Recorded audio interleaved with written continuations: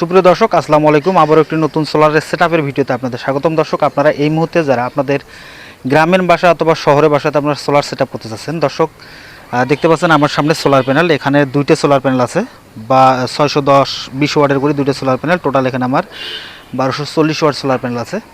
তো এই 1240 watt panel দিয়ে আমার এখানে লোড চলবে টোটাল আমার 60 থেকে 80 ওয়াট লোড চলবে। যেমন আমার 6টা সিলিং ফ্যান চলবে, একটি ফ্রিজ এবং একটি হাফ হর্সের মোটর চালাবো এখানে।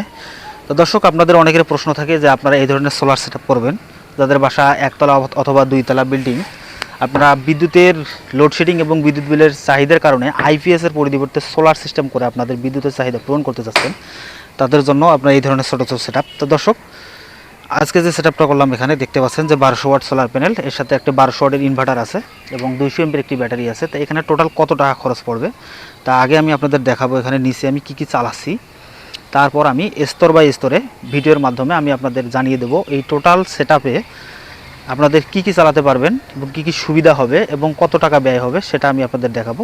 চলেন আমরা নিচে গিয়ে আগে পুরো সেটআপটাকে দেখি আমরা কি চালাবো, তারপর আমি আপনাদের দামটা বলবো। তো দর্শক, এখন আমি ভিতরে আসলাম। এই বাসার ভিতরে আমার যা লোড চলবে সবগুলো এখানেই। তো আগে আমি আপনাদের ইনভার্টারটা দেখাবো, ইনভার্টার এবং ব্যাটারিটা। 1200 ওয়াটের যে ইনভার্টারটা আমরা এখানে দিয়েছি সেই ইনভার্টারটা আমি দেখাবো। দেখতে পাচ্ছেন যে এটা এক ব্যাটারি 12 ভোল্টের হাইব্রিড ইনভার্টার, 1200 ওয়াটের ইনভার্টার। এবং যে ব্যাটারিটা এখানে দিয়েছি এটা আছে লেড অ্যাসিড ব্যাটারি 200 এম্পিয়ার, অর্থাৎ পানির ব্যাটারি, টিউবলার প্লেট ব্যাটারি, 24 মাস ওয়ারেন্টির ব্যাটারি। আপনারা যারা লেড অ্যাসিড ব্যাটারি নেবেন তারা অবশ্যই টিউবলার প্লেট ব্যাটারিটা নেবেন। তো এই ব্যাটারিটা বর্তমান বাজার মূল্য আপনাদের বিভিন্ন ব্র্যান্ডের আছে। আমাদের এটা Navana brand, Rahimafrooz, Volvo, হ্যাম্পো বিভিন্ন কোম্পানির আছে। সেটা আপনাদের 24,000 থেকে 27,000 টাকার ভিতরে পেয়ে যাবেন 200 এমপির একটা ব্যাটারি। আর যে 12 ভোল্টের যে হাইব্রিড ইনভার্টারটা দেখতে পাচ্ছেন, সামনে ডিসপ্লে আছে সুন্দর, আপনার ইনপুট ভোল্টেজ আউটপুট ভোল্টেজ সবগুলো দেখতে পারবেন। এই ইনভার্টারটা আপনার 21,000 থেকে 29,000 টাকা পর্যন্ত আছে। 1.5 1200 ওয়াটের ইনভার্টারটা 21,000 থেকে শুরু করে 29,000 টাকা পর্যন্ত আছে। এবং এখানে আপনারা যারা সোলার সিস্টেম করবেন অবশ্যই ভালো মানের সার্কিট ব্রেকার এবং প্যানেলের সঙ্গে অবশ্যই ডিসি সার্কিট ব্রেকার ব্যবহার করবেন। আমরা এখানে এসি সার্কিট ব্রেকার এবং ডিসি সার্কিট ব্রেকার ব্যবহার করছি। এবং সবচেয়ে গুরুত্বপূর্ণ বিষয় আছে প্যানেলের কেবল। আপনারা অবশ্যই এখানে ব্র্যান্ডের কেবল ব্যবহার করবেন, যেমন এসকিউ, তারপর বিআরবি, এলকো, এই ধরনের ফ্লেক্সিবল কেবল ব্যবহার করবেন। আমরা এখানে 4RM কেবল ব্যবহার করছি। আপনারা অনেকে জাহাজের পুরাতন তার কিনে আপনারা লাগান, সেক্ষেত্রে আপনাদের আউটপুট কিন্তু ভালো আসবে না।